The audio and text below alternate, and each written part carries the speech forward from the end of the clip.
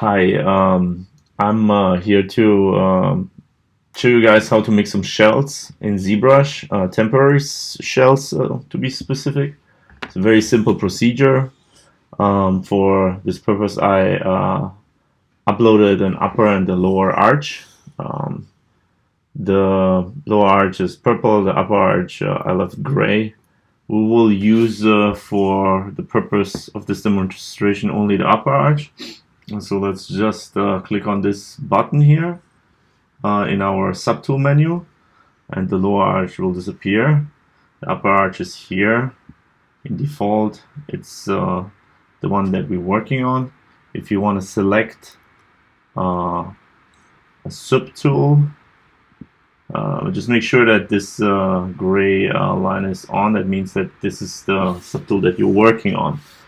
So my red circle is basically my brush that I will use. Now if I push the control button, the red circle becomes yellow. What this does is basically I have now a masking tool. So when I mask something, I go over the surface of interest, and the surface of interest will become darker in color. That means that this surface is masked. Now, if I mark all my teeth, let's make this a little bit smaller here, a little bit more intense. I will just click here quick and mark the surface of all my teeth. This is something that doesn't take too long, actually. Let's see. Move this a little bit here. The outlines.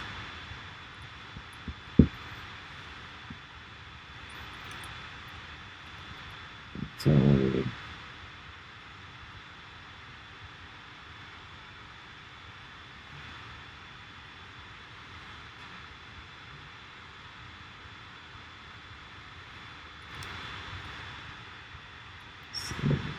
we go.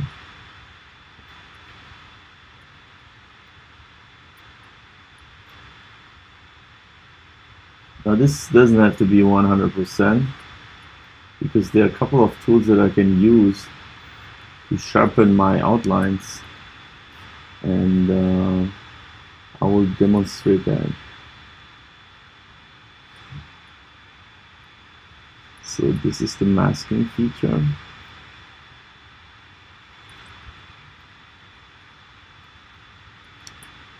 Okay. See this here as well.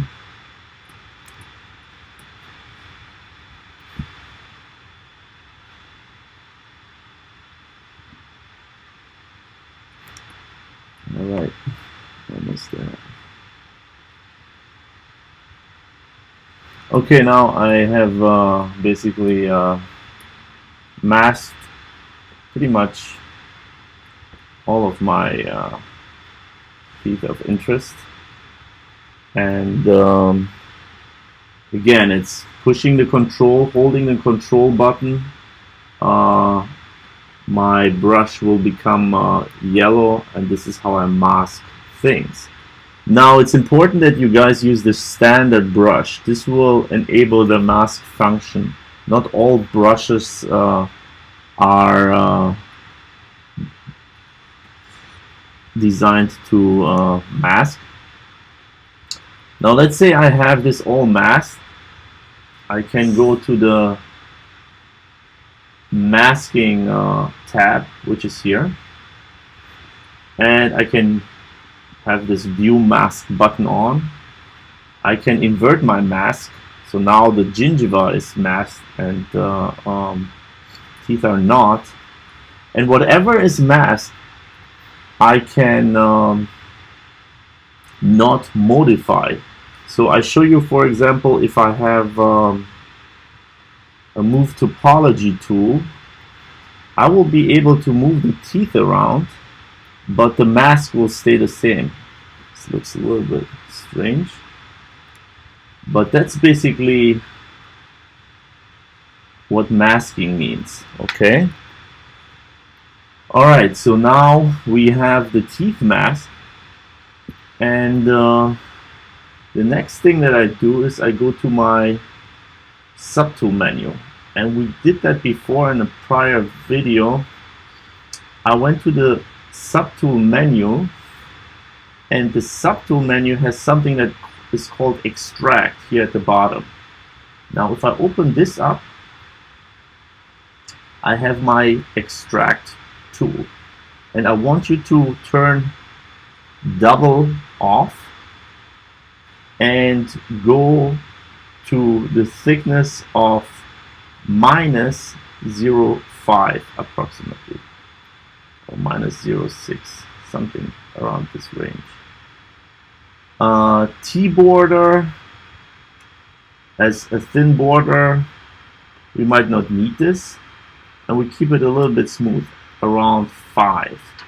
Now if I have this mask, what will happen is that if I push the extract button, the mask part will create another layer internally of my masked area. So let's do this quick.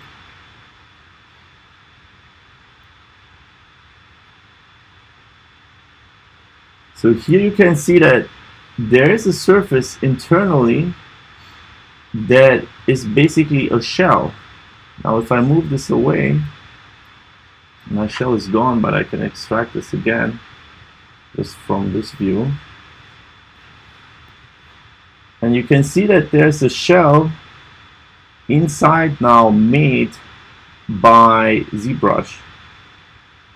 But what happens outside is that it's not going to extract anything towards the outside area because we have the thickness in a minus range. So everything will be extracted internally. And if we accept the extraction, then basically what we get is this shell. Now this shell is a little bit thick. I believe it should be thinner than this, so what I would suggest is just yeah, the thickness was a little bit thick. What I would suggest is to, let's go back to the masked area. So to go with about a minus 0.1 or 0.2 thickness and extract this again. And then we accept that. Let's see how this looks. It's a little bit better. So this looks more like a nice shell that we can use for temporaries. So if we have this shell with these borders, we can push the shift button and then our tool, our brush, will become blue. So what that means is that this is a tool that will smooth the borders, and I can just go quick over this whole thing and smooth all borders to not have so much issues when I print my shells.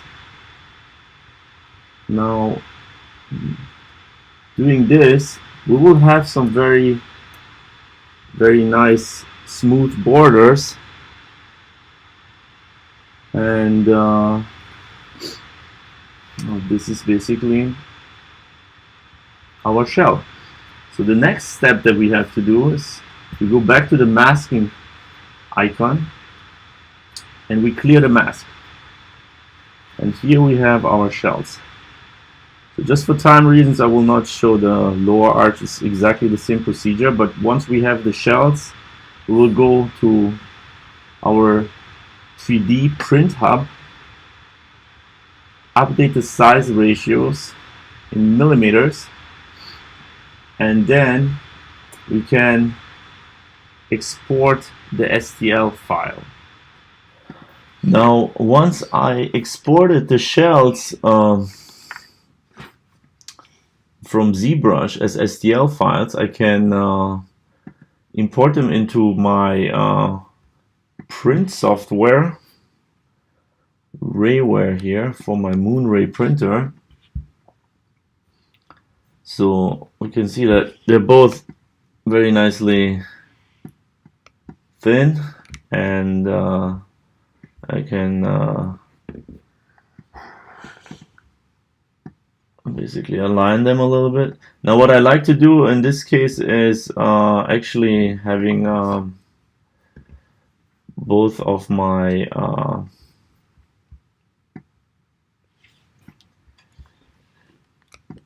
shells with the internal surface towards the print surface, because they're shells and I care a lot about the occlusion but not so much about the internal part of the shell. Let's create the supports here and there, and voila, print ready. We can use the next CB crown and bridge material for that, and that's all it is. Very simple and easy to do. Thank you, and enjoy the rest of your weekend. Bye.